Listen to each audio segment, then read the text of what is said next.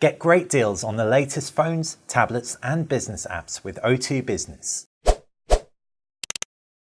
Hey guys, Basil here with BTech, comparing the iPhone 6s Plus with the HTC 10. The new HTC 10 announced today has the best audio chops on the block. Not only does it pack a front-firing speaker, a bottom-firing speaker for stereo sound, it also ships with high-res audio headphones. Yes, in the box. Sweet deal. You can also record up to 4K video with higher resolution audio quality than we've seen on any other device according to HTC, and so this is the audiophile's dream apparently.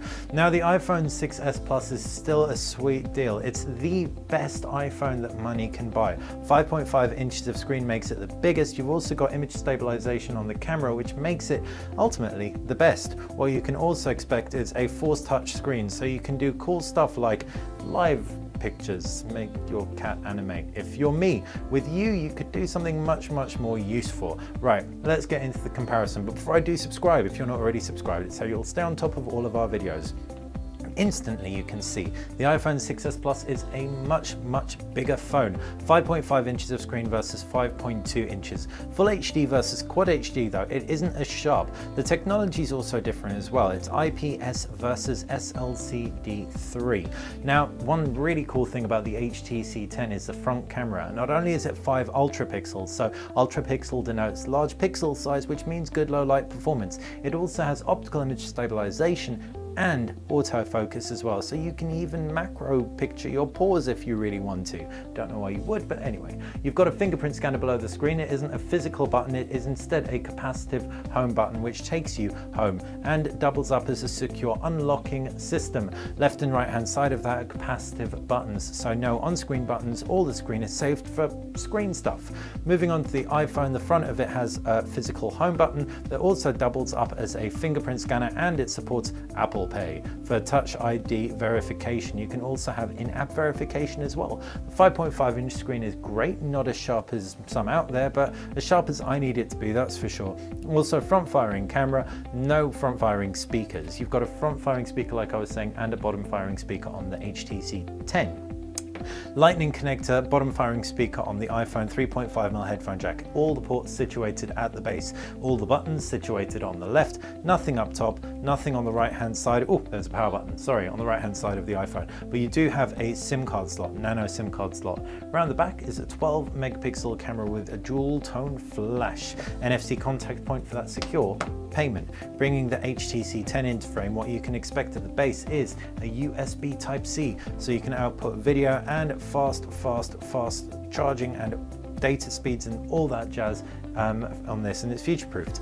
Nothing on the left-hand side beyond a micro SD card slot, whereas up at the top is that high-res audio-compatible 3.5mm jack. Around the back, image stabilized camera as well, 12 megapixels as well, dual-tone flash as well, this time packing laser autofocus. Oh yeah. Now the design looks kind of like a Batmobile. It's really heavily beveled, the edges. I'm not the biggest fan of just how masculine it looks, but at the same time, it's much more manageable than the iPhone. It's got a relatively decent screen to bezel ratio, better than the iPhone, even though you do have that front firing speaker.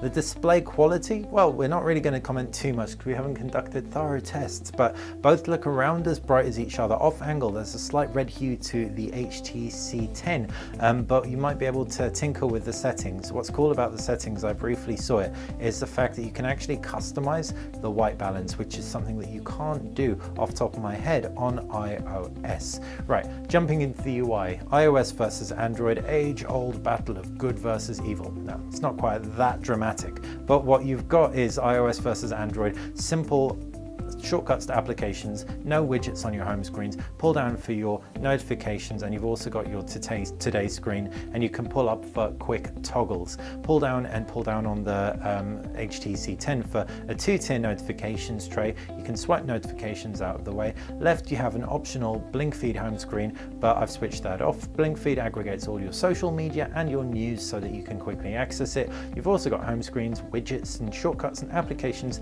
as well as a vertically scrollable scrolling applications trade too. HTC's gone a lot more stock. HTC's also gone head on to rival Apple in terms of the touchscreen interactivity. Apparently it's actually more responsive in terms of swiping through than the iPhone, the first for Android devices. So optimization has really been a focus on HTC's agenda.